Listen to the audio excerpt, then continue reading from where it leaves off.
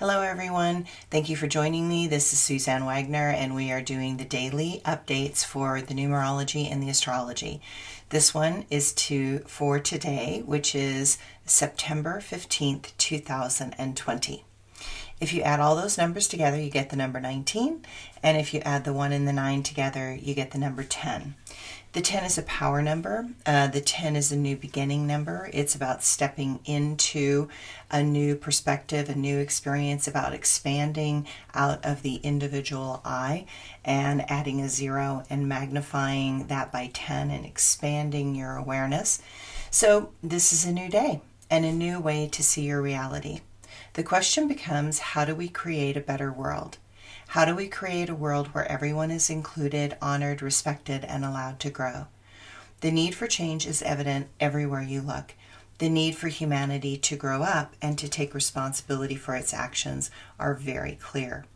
While humanity can react and respond in heroic ways when presented with terrible challenges, it takes forward pacing and much forethought to recognize what needs to be done in a way to advance, what needs to be done way in advance of the problem.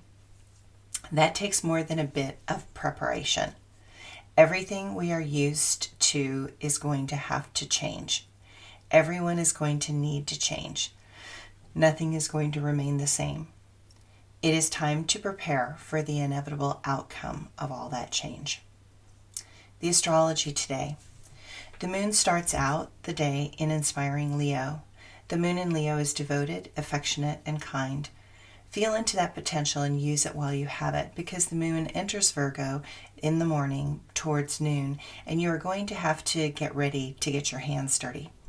There's a lot of hard work ahead, and you're going to have to find a way to be as organized as possible in order to get it done. You'll have to find a way to make all your effort worth something to you and to feel a sense of accomplishment, even if you do not get the outcome you are going for. We are entering into a dark time before the coming new moon. Pay attention to your energy, pay attention to your health. You are being challenged in emotional and energetic ways that you have not felt before. You must remain calm while that is happening. Those that have lost self-control are going to ramp up their impulsive behavior and go further off the course of compassion and kindness, and don't let yourself be one of them.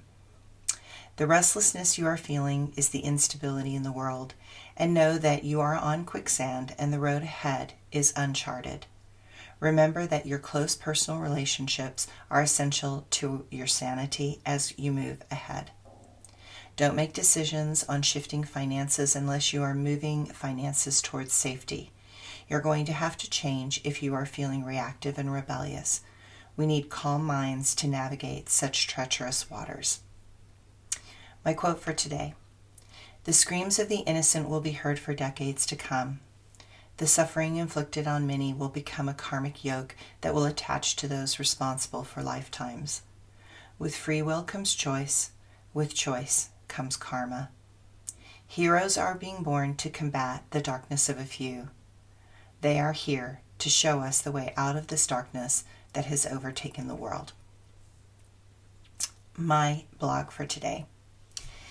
History is filled with ineffective, weak, and dangerous leaders that have operated in times that have become history lessons in the destructive patterns of the powerful. I point this out because these times have come and gone throughout history. Anyone who studies history, even a little, will see the patterns unfolding once again in our world. Perhaps I have lived so many lifetimes that I can always see the tools of tyrants.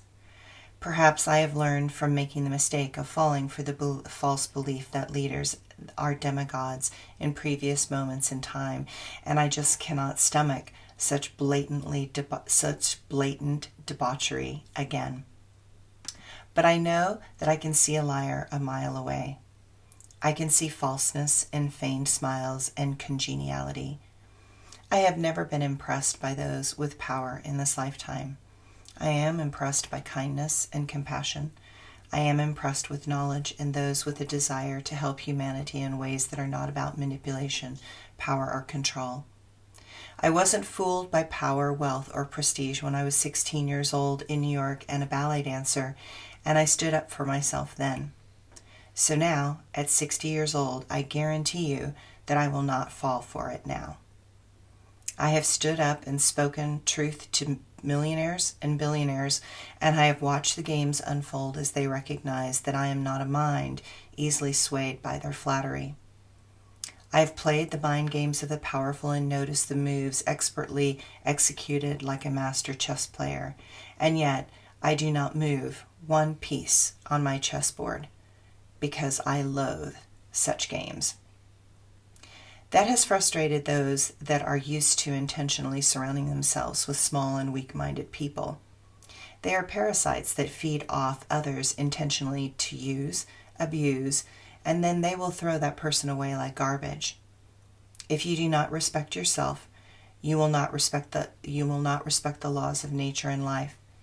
If you need to put people in omnipotent positions for your mind to be comfortable in the total sellout that you are doing, then it is you that will lose. Because such people do not care for you, only for what you can give them in money, power, worship, or control.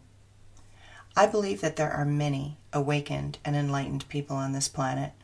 I believe that those that are seek not the limelight and specialness of distorted egos because they do not need a claim to do what is right.